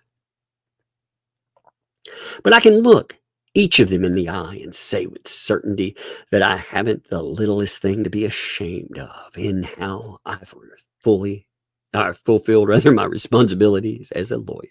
Only they do. Because of them, I am less available to those who would need my help and won't find another as willing as I. I am writing this in the midst of apple, plum, and walnut trees at my in-laws' summer country estate. At peace I haven't felt in many years, thanks to my choice for a new life in another place and my amazing wife who made it possible. The leaf I've turned over is a new attitude, disposition, and outlook, but not new ideals. And here in Armenia, I've stopped biting my fingernails. Are you biting other people's fingernails? Now in Armenia, I chew others instead. That would be so crazy. But you can see. Let me calm myself down. Okay. Oh, Lord. It's funny. You can see how reading this, one might say, huh, you ran to Armenia, you know? How would they take that? I mean, again, he talked about Armenia. He brings it up in this. And he says, he called me a scammer. He says, I've scammed people. I'm a con artist. Well, again, you know, what would be really interesting is bringing up the people that you've had connection with lately, right? I think that would very much allow that. A person can think you are a scammer too. They can think you're an ambulance chaser. They can think you're a piece of garbage. They are allowed to think those things. They are 100%. They are allowed to think those things. He says much, much worse about people, you know, much, much worse. Like I said, this is just the tip of the iceberg. There's a lot more. There's a lot more. But those things right there, when you read through that, you'll start finding, again, a lot of stuff that just, it strips away all of his arguments. Man, I love it. Now, you were talking about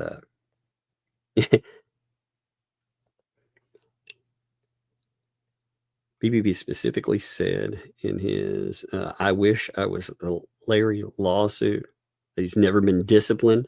Yeah, he said he'd never been disciplined. That's right. And yet he says in that letter, that's a good point. In that letter that he wrote, or that article that he wrote, he says that he has faced investigations and monetary sanctions. He wrote that. So how do you say that? How do you say that you have been harmed with monetary sanctions and yet you have never been disciplined? Monetary sanctions is discipline. I mean, his own words will end up in that. It's wild. These cases that he's been connected to as well. One of them targeted Larry. The way that they fell apart. You don't think a lawyer can think that you're a scam artist with that stuff? Again, it will be an interesting lawsuit to see play out. But like I was saying, I do not think that at the end of the day, Bruce really thought about worst case scenario. Because if you consider worst case scenario, well, what you find in that is that they could go very, very wrong for him. Now, you're asking too about the little one. How is she doing? She's feeling better. She got up and did a little bit more today. Yesterday, I actually took her out with me. Like, you know, I told you I had doctor appointments and stuff. Well, she ended up going with me, and she did a lot more. Like she felt good enough to go out. But anytime you go do that stuff, it wears you down and tires you out. And she still is not at 100%, for sure. But right now she's resting, watching a bit of TV. We've been working on our counting. So she's working with she got a new book, and she's getting better. But man, it's rough when they don't feel, both of them do not feel good. The oldest is feeling a lot better too. She sounded rough, she sounded like this for a while, but she sounds better. It's that weather change here. Every year we have 2 times in the year where you just get hammered. When people come to Tennessee, they love going to places like Gatlinburg that are beautiful. You see the leaves and the changes. The only problem with that is, you eat it for it too. You eat it for it too. 1 second. Let me. All right. I'm going to hit some super. Hey, what's up, Angela? Thank you there. I sent 25 there. A little something for your entertainment. Thank you for that. I actually, what I want to do? I'm probably going to get, I've been playing video games with myself and the kids. It's been one of the things that's nice. I think I might get me an older video game or something. So that'll be good. I appreciate it. I love playing games with the kids. The kids, they're so funny with stuff. I like to play scarier games, and they're so funny. When something like jumps out, the oldest laughs at it. She's like, that's hilarious. And the little one's like, run away. Yeah, that's always her. Run. She's like, Dad, don't fight that. You can't win. She cracks me up. I love playing video games with them. I mean, you should hear them. They are so fun. Maybe one day I'll do like a video game live stream or something, because you should hear them while we're playing a video game. They are the funniest. Oh my gosh. Let's hit these super chats here. Fallen Hero, man. Thank you, my friend. Thank you for that gifted membership. And thank you again, as I've said so many times, for being here. I appreciate you quite a bit, my friend. Adair, what's up, my friend? How you doing too? Thank you. Thank you for the 5 gifted memberships with that. That is awesome. Like I said, thank you all very much. Thank you for being here. Choosing to spend. Oh, what is very entertaining. This has been a crazy track. We've been doing this for a long time. We've been covering this case for a long time. And when I tell people that, I'm like, if we were covering one case, we would work in other things. But I don't know how to work in anything else when you're talking about potentially 10 cases, I mean, you have so many, you have the cases that are in this state, you have the thumbnail, you have trespass 5. You also have the answer to trespass 5, Granger and Granger. Now you have Dan Owens working his way through. You have Fed 1, Fed 2. You have the Foreman lawsuit right now. You still have the protective orders on both sides. We still see Silverman. I consider the first protective order something we talk about too, because Silverman is brought up. They bring him up and talk about suing him quite a bit. I'm like, okay, that's crazy. That's absolutely crazy. But they talk about suing him. Every now and then they'll throw in other lawyers as well. And so on. I mean, there's other stuff in there too. Oh yeah, of course. I can't forget the lawsuit that Lips. I don't know how I could forget that, considering, playing it in there too. But you had the lawsuit that she aimed at others, and then you've had the lawsuit that is addressing that. So, I mean, it's a lot. It is a lot, but it's been something to track. Thank you, my friend Darren, and all of you who have been here throughout it all. Thank you. Hazel, thank you for the 5 there. Reoccurring theme. Hey, what's up? I'm live, by the way. Mom wants to know if we can get a pizza. You want a pizza? Yeah, for 1. And 2, I'm playing Fallout 4 again, and guess what? What? The save file was corrupted. Well, not corrupted, but apparently I didn't save correctly. Yeah, there's a difference. If it's corrupted, that'd be a different issue. I didn't save correctly, Oh. and now I have to do everything all over again to get caught with as a companion. What kind of pizza are you getting? I don't like pepperoni and cheese. I mean, yeah. When y'all are ordering, we're gonna do I think there's a $6.99 deal for each one. Yeah. Hey, tell you to use that one. Okay, the $6.99 deal. Oh, we're gonna get. Yeah, because you get a pizza through that. It has a pizza in there. You have pepperoni pizza. We're gonna get Domino's. Oh. Mom gets our pizza. Domino's. Oh. Mom gets our pizzas at Domino's most Gross. of the time. Oh. If not, I'll tell her to get the $6.99 deal. She drops that. But dropping that by, gross. All right, well, whatever. yeah, I mean, and I hate those blood bugs. I hate them. oh yeah, well, go have fun with that. Yeah, Go- the Go Raiders bust are it better, out. Yeah. and the dog helps exponentially. Yes, somebody is on.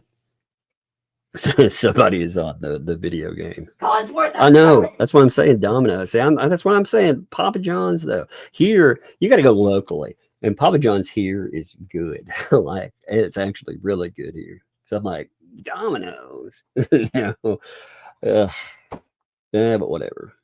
I like those. What are they called? Oh, give me a second. The Papadillas, I think they're called. The little bitty like pizza you can fold in half. Feel you, yeah, Brenda. Exactly. I am not happy for those. I'm not happy with those at all. All right, let me fire this back up. Yeah, so Hazel, thank you again for the 5 there. Recurring theme. They all might be cunning, but they are still not very bright. That's right. That is right. I mean, the stuff that I've seen play out, sometimes I'm mystified by the move. I'm like, why would you do that? Like again, today, for example, why would you have a video interview with people when you're taught? They bring up the protective order. You can't deny that this is third party, because then they mail it to Hales. So you have them talking about a protective order. That also, where they're quote unquote journalists, he doesn't get to claim that. He doesn't ask any questions or anything. He just mails him a pretty nasty freaking title with it too. It's wild to me. Like I said, these folks, they think they can do anything. And I mean, the courts have been a problem with that too. The courts and the police. Like when you're finding out some of the stuff that has been allowed, especially with Levy County, some of that new stuff that we're hearing about, of course, that they probably feel like whatever can happen. But this is the way that you learn. And the lesson here, see, it blows my mind, man. Because the people that are supposed to be looking out for they're not smart people, man. Regardless of, again, they are responsible for their own behavior. They will be the ones who pay for it.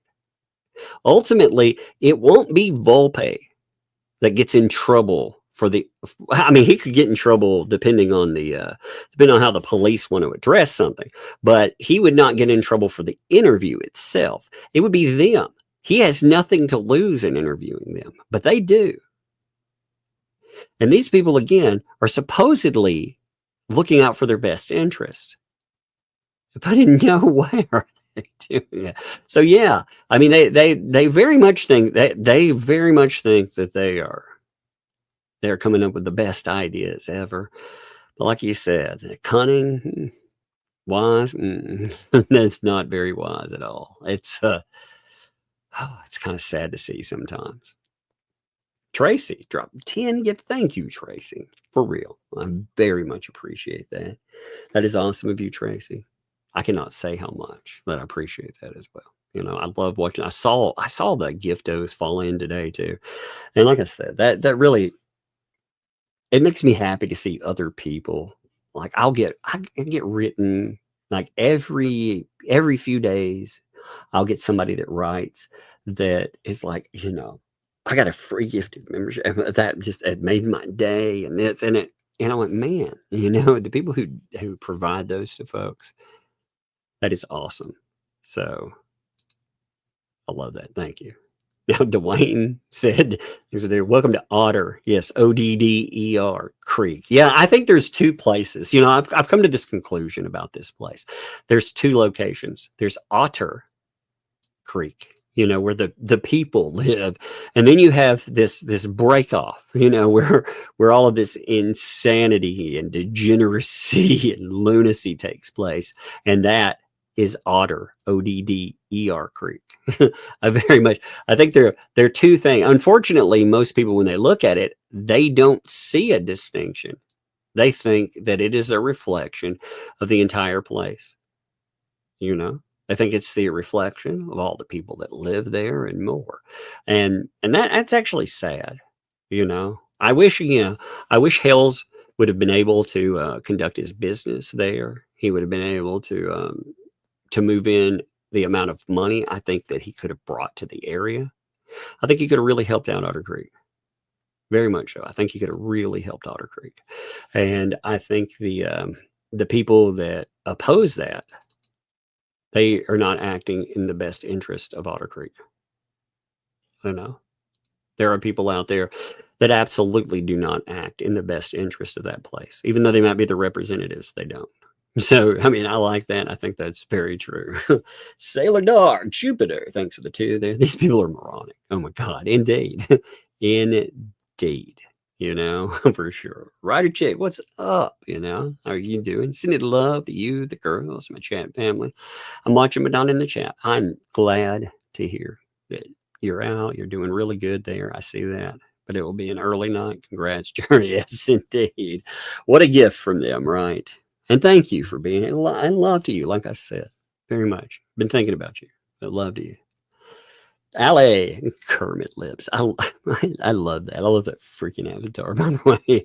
Elemento pays breach of the CPO. Needs a jail sentence. She's gone too far. Yeah, they keep going too far. You know, this, like I said, if this is not actionable, I don't know what is. Honestly, I have no idea what is, because this is them. They can tell themselves whatever. They can lie to themselves and say that that they don't think that this matters, that they don't think that this is a breach. They were just doing an interview, but they are. It's being utilized as harassment. I would say it's first-party harassment, but it's also third-party harassment. And it was mailed directly to Hale. You know, the interview itself is a problem. But after the interview, it becomes even more of a problem. It's just like I said, it blows my mind because they would involve themselves in this. And you know, they're being told the whole time that it's all going to be good. You're great. It's all gravy, baby. This is all part of our plan. I hate it that, like I said, I think we give good advice. You know, we're like, yeah, probably shouldn't do that. Again, you know, is it in my best interest to give them good advice? No. It's actually not. It's not in my best interest because it makes great content. But it is in my best interest. I don't like seeing a person harassed. I don't like seeing people, you know, throwing their lives away. And it is. This is throwing their freaking lives away. They are out. They say that, I mean, they say, oh, well, we're not the ones doing this with Hale. Man, you're the ones that decided that you should just start talking about him. Why? Well, why indeed? And you blamed again CPS on him, even though when we look at it, there's no proof of that. I mean, we've been talking extensively about what has been happening with the person that you yourself said didn't turn over money. It's wild. But yeah, way too far. James, thanks for the two there. Stupid is as stupid does. That is very true. That is very true. Liv, thanks for the 9 months. 9 months, baby. listening while celebrating. Man, I'm gonna play again. I need an anniversary song, but I'm giving you a birthday song. You know, just again, I need an anniversary. It needs to be like, it's your anniversary. It's an anniversary. That really is the Gigi song. Here, I'm gonna give it to you. Happy birthday from both of us to you. Happy birthday.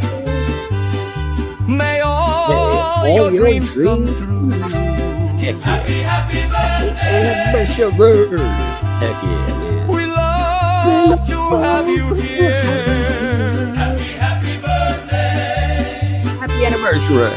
Here's to Here's another 10,000 years. Heck yeah. Heck yeah. Congrats too, for real. Seriously. Love to you and congrats to you. Man, you know, that kind of commitment, it's great to see people find that in their lives. Love to you. Rogue Mama, thanks for the 7 months. Ironic that the outcasts of the haters are the ones who get together to do this interview. Indeed. Indeed. You know, it's really funny that, well, but again, that guy has been told by the police, don't do this stuff. And he does it anyway. I mean, God. And on top of it again, Lynette, I can't get over it. Tomorrow we will stream about it. Oh, it will be good. It will be something. It will be something indeed. We'll have fun talking about it all. It caught me off guard because I thought, seriously? After everything that's happened, you know, Hales can showcase that these other people, it's not him that has had to talk about her lately. It's her own PR has turned on her and called her all these terrible things. There are transcripts of it, man. I mean, there's video. He could do a few clips. He could showcase.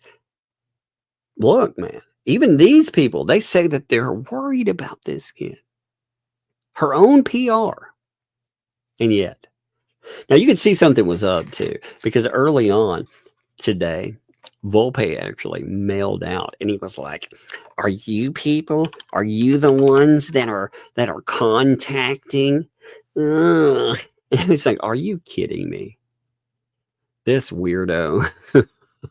But I thought that's usually a sign that they're up to something duplicitous, you know, absolutely duplicitous. And lo and behold, that's exactly what it was. I think it's funny. You can always tell that they're up to something weird. But guess who he wrote right off the bat with that one too? He wrote Jeremy Hales. He wrote to Jeremy Hales and he was like, they were visited by CPS again. Did you do? He shouldn't be. Again, that is contact yet again by these people, third party, getting them to contact. You know, that's wild. And they damn well know, everybody over there. They're like, don't contact these people. Don't contact authority. They don't help. But they know. They should do it to harass. It's gross, man. This question, though, again, with the something to bark about, I do love to you, by the way. I did comment on that. But yeah, like I said, I didn't think for the longest time, I did not think there was any possibility of jail time. You know, maybe other things, but not jail time. But it feels like they're trying to prove me wrong. You know, I'm not saying they haven't done egregious things. It's just how the system is. You know, the system, unfortunately, is not your friend. This is not your protector, no matter what it says. You know, police, they are typically there to pick up the pieces in the aftermath. They don't do anything for you in the moment. And it's a sad reality, but it is reality. It's gross, though. It's sad that they allow this to continue to happen. Let's see. We Toast. Thank you for the gifted membership. Actually, I hear the littlest one. Hey, just a second. I'm going to yell for it and see if she hears me. I can hear her. I yelled for the little one. If she heard me, she'll come here. I can hear her feet. I can hear her. So where she's at, make sure come down here. Let me see. Let me message the old. Give me a second. 1 minute. Let me see if I can get it. Okay, Wheat Toast. Thank you, Wheat Toast. By the way, I very much appreciate you too. I had my toast thing on too, so I always love seeing Wheat Toast as well. I love like 6 toast and all that. I mean, all that stuff is great. So I appreciate you, my friend. I appreciate again the gift too. That is great because it gives to other people. I love that too. 1 minute. I want to see if I can hit up. I think it might answer. I yelled. I'm going to see if I can get somebody to notice that I'm yelling at them. 1 minute. All right. So, AKA the Cat Lady, thanks for the 5 there. Would an Ohio judge require 2 Florida residents to be arrested for violating a protective order? I'm curious if Ohio judge would go. They can go that far. Would they potentially? It's possible because they're spitting in the face of the court. They're not following their directives. They've violated multiple times. I mean, after a while, you have to ask, like, at what point are things so out of control that somebody has to do something about that? And I mean, if not now, are they ever going to do something? So maybe, and again, would that be overstepping too? That's another question that would come up. And no, that wouldn't be. I mean, they absolutely have the right to do that. But I mean, yeah, would they? I don't know. I think you can motivate them to do that. Yeah, earlier today, though, check this. Let me see. Well, let me see if it'll pop up. Man, this stupid thing is again not wanting to show screenshots. I think I'm going to try to set up this next week. I'm going to set up a different tower. I think I'm going to change up everything here, get everything rolling. Let me see here. So you can see, look, this is how the day starts out. 6:05 today in the AM. You have Volpe. You can tell something's going on today. Because right from go, he starts out with they were visited by CPS. He's like, oh, they were visited. Do you know anything about that? Are you calling those in? How about your viewers? Are you encouraged? And it's like, you actually know that these other people have been talking about welfare, wellness checks, nursing homes, CPS. They know about all of that. But they just absolutely, they mailed that to Jeremy Hales to harass him and to blame him for stuff. I mean, that is harassment. He's been told to leave him alone, and he just keeps doing it. That is so bizarre and wild. So you're asking about the protective order and whether they will. I think you can motivate them to it, What's up, Liz? How you doing, Liz? It is good to see you. Liz with the wrench. Bam. I love those wrenches, by the way. I wish they give you I wish they'd give you the option. I'd like to see like moderators, or they would have their image and then like a wrench swung over their shoulder or something. It'd be really cool. Thank you for the 5 gifted memberships. I appreciate you, Liz, by the way. It is good to see you as always. Mary, what's up, Mary? I gotta zoom in on your. Let's look at your profile. Thank you, Mary. I appreciate you. Appreciate the the gifted membership too. No, 1 second there. Thank you very much. I appreciate. I threw my whole thing out while I was looking at your icon, but I was like, I gotta see that up close. William, thanks for the vibe. The stupid is stupendous. Soon we will all be stupefied. Yes, I feel like I live in a state of stupefaction through all of this. Do you not? Sometimes I'm like, is this real? It's so bizarre. Mickey, thanks for the 10 there. Lurker present and accounted for. I thank you for all you do, Tug. How's Bug doing? Like I said, she's doing better. She you can tell she's also not at 100% because she could hear like a mouse run across the floor.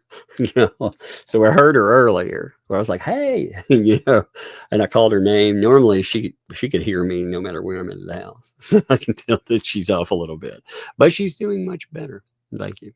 Sandra, thanks for the 2. Yes, I did take my meds. I took them at 45 after. I did, and I should have noted that again. Thank you. I'm not used to noting stuff like that. So it's not in my note, but I should. And like I said, thank you. And thank you all for, again, encouragement and everything.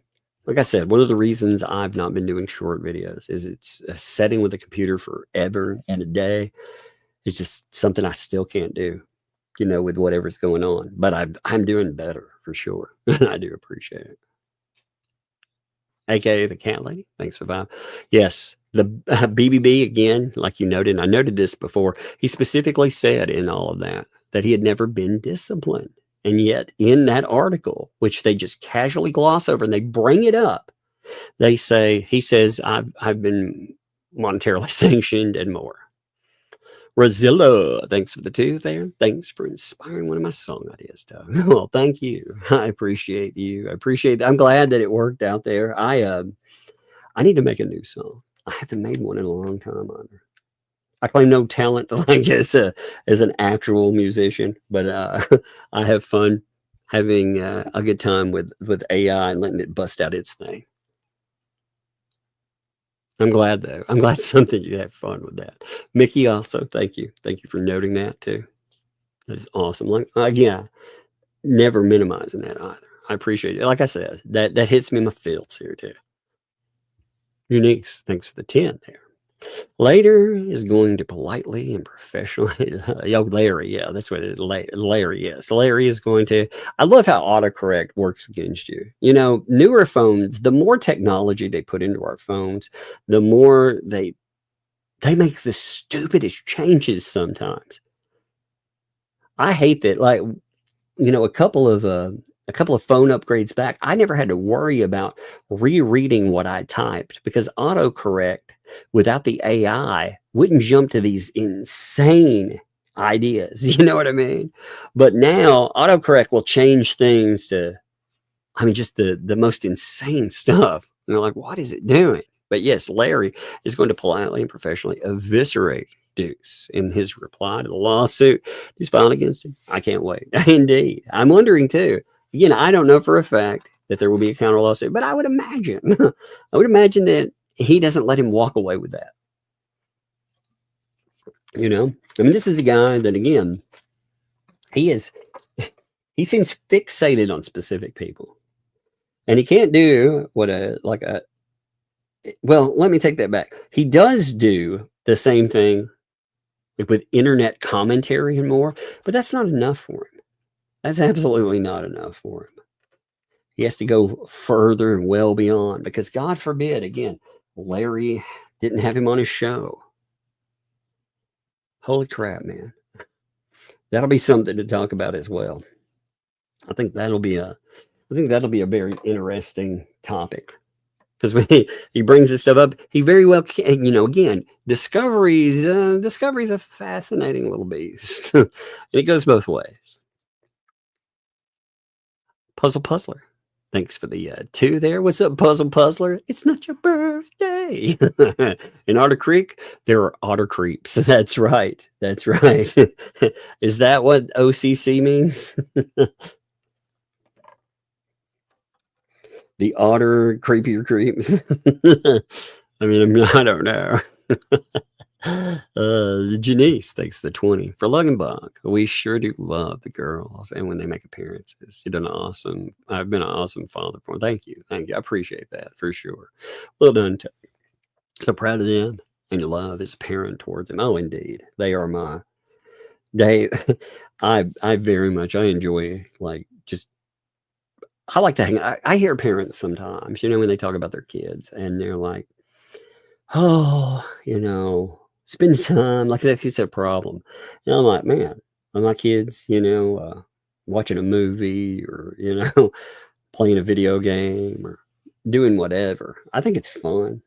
I have a good time with them. They have a good time with me. I like to take them places. I took them down to So one of the things I did do recently is I took them to Five Below again. Holy moly. I probably shouldn't have done that. But they needed a moment to go do something. So I took them to Five Below, and they were so funny when they got to Five Below. They love that place. They loved that place. I did find one thing for myself there. They have horror sticker books, and I liked some of the horror sticker books. So they have some crazy, they're like, I think they might have been $5, but I think they were like $3 to $4 for the sticker book there. And they were really good. I liked them. Liquid Mama, thanks for the $5 there. I think CPS visits are follow-ups with the expectation of improved living condition before they take action. LMNOP would never admit it. Yeah, I don't know. I don't know anything. I know what I do know. Again, I've had people call it false visits, and it astounds me. Consider, like, okay, one of the first. It wasn't the first, but one of the first fake CPS calls I'd ever gotten was about living conditions.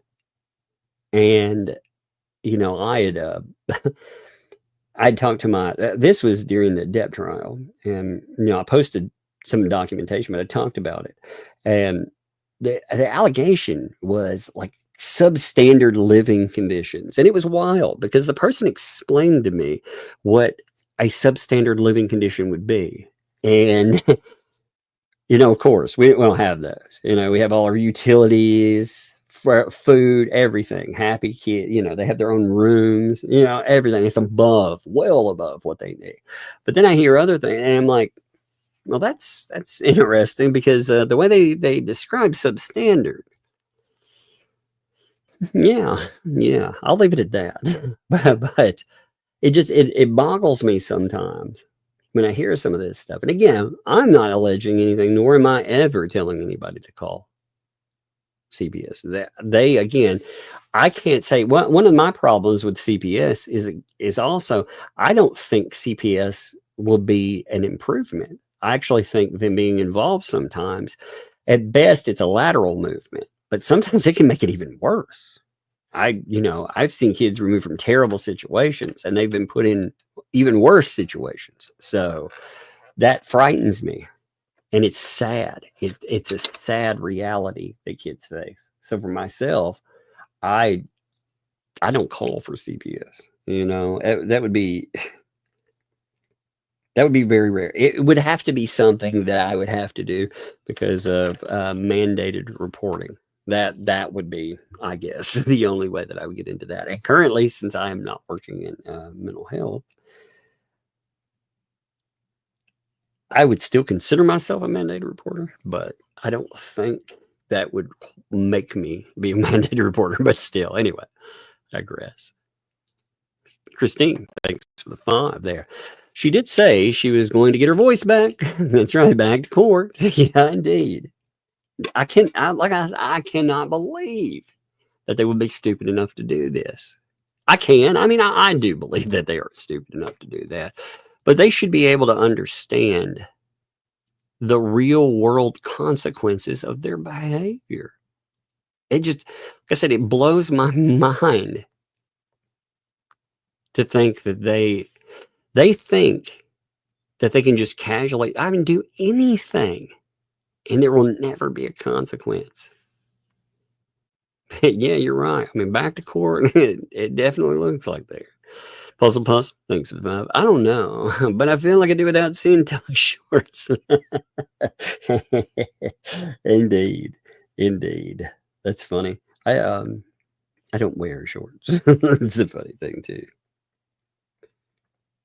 1 second. I'm trying to see something. I got my reply. I'm trying to find out. I'm trying to get the little one, but I guess we'll run out of time with it. So, best friends for life. Thanks for the 7 months.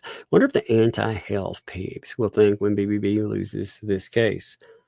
Well, the crazy thing is it will drag on for a while, I'm sure. It will even getting a dismissal can take time, If you go with anti-slap, get it knocked out, that stuff still takes time too. So no matter which way things go, it will be a slog.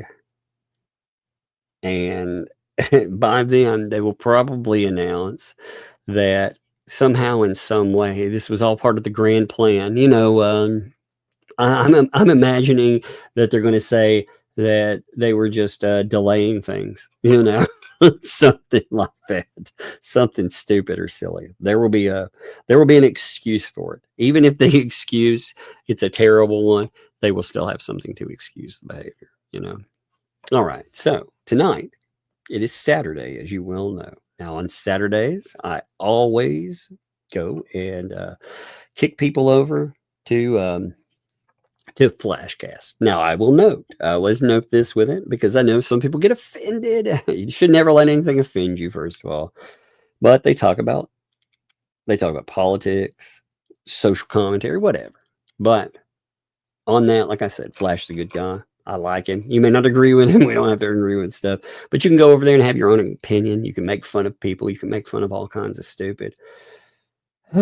There's a lot of people there. Sometimes I sure did that. If I'd like to get back to, I might go back on there in the next couple of weeks. I used to be able to go on there all the time, but health-wise, I hadn't been able. It really interrupted that. But I do like going on there and giving off. But I'm going to refer people over there. I appreciate you, and I will. By the way, tomorrow, tell people. We will be early, but it will be something to talk about, because I cannot believe they did that interview, and we'll talk about it. All right, later, folks.